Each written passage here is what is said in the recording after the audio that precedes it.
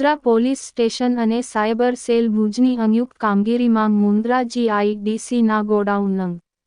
33 માંથી 1,71,09,840 રૂપિયાનો ભારતીય બનેલા વિદેશી દારૂનો જથ્થો કબજે કરવામાં આવ્યો છે. કુલ મુદ્દામાલ કિંમત 2,11,31,840 રૂપિયા જેટલી છે. Police inspector R. J. Thumar અને સાઈ એમ. એચ.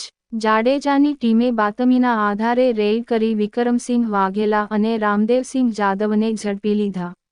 મુખ્ય આરોપી અનિલસિંહ જાડેજા, મહિપતસિંહ વાઘેલા, અનિલ ઉર્ફે પાંડયા અને ટ્રક ડ્રાઈવર ફરાર છે. મુદ્દામાલ જપ્ત: વિદેશી દારૂ, બિયર, 31,500 બોટલ, 1.71 કરોડ રૂપિયા.